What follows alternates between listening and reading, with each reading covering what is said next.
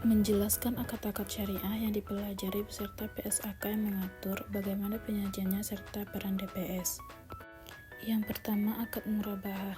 Akad murabahah adalah akad jual beli di mana penjual menyebutkan harga perolehan barang dan menambahkan margin keuntungan yang disepakati dengan pembeli. PSAK yang mengatur adalah PSAK 102 tentang akuntansi murabahah. Penyajiannya, yang pertama, piutang murabahah disajikan sebesar saldo piutang kepada nasabah. Yang kedua, margin keuntungan diakui secara profesional selama masa akad. Pengungkapannya, yang pertama, harga perolehan barang, yang kedua, besaran margin keuntungan, yang ketiga, jangka waktu pembayarannya, dan yang keempat, resiko piutang bermasalah. Peran DPS yang pertama memastikan transaksi bebas riba, dua mengawasi kesesuaian akad dengan prinsip syariah. Yang ketiga memberikan opini kepatuhan syariah. Yang kedua akad mudharabah, kerjasama antara pemilik modal atau sahibul mal dan pengelola usaha atau mudharib, keuntungan dibagi sesuai nisbah. PSAK yang mengatur adalah PSAK 105 tentang akuntansi mudharabah. Penyajiannya yang pertama, dana investasi dicatat sebagai pembiayaan mudharabah. Yang kedua, pendapatan diakui berdasarkan bagi hasil.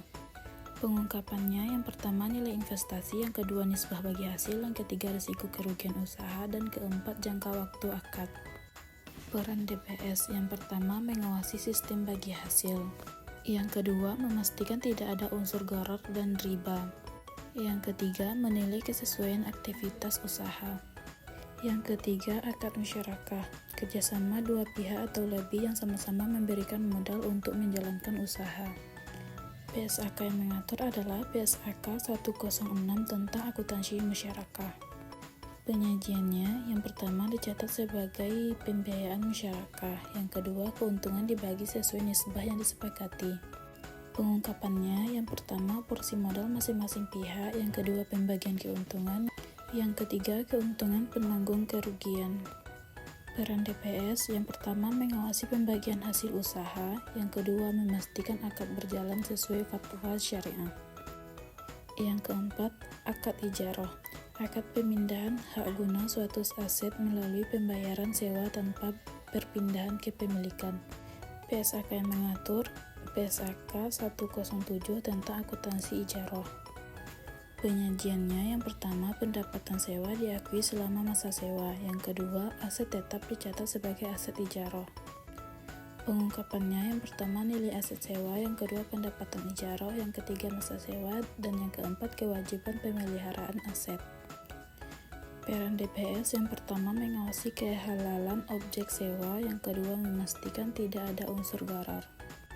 Yang kelima, akad salam, jual beli dengan pembayaran di muka sedangkan barang diserahkan di kemudian hari.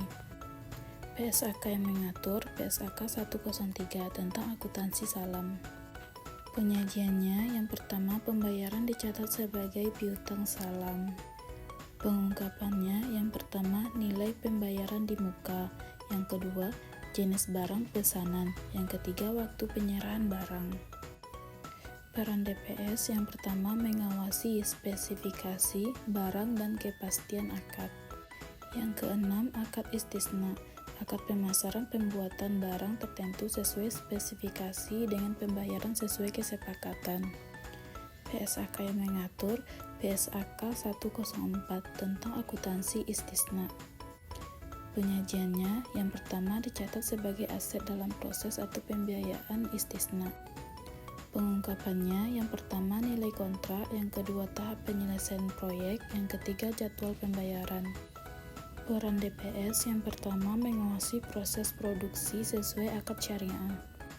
Yang ketujuh, akad qard, pinjaman dana kepada pihak lain tanpa imbalan, hanya wajib mengembalikan pokok pinjaman. PSAK yang mengatur PSAK 59 dan ketentuan PSAK syariah terkait transaksi qard. Penyajiannya yang pertama dicatat sebagai pinjaman qard. Pengungkapannya yang pertama, jumlah pinjaman, yang kedua, pengembalian dana, yang ketiga, sumber dana qard. Peran DPS yang pertama mengawasi agar tidak ada tambahan yang mengandung riba.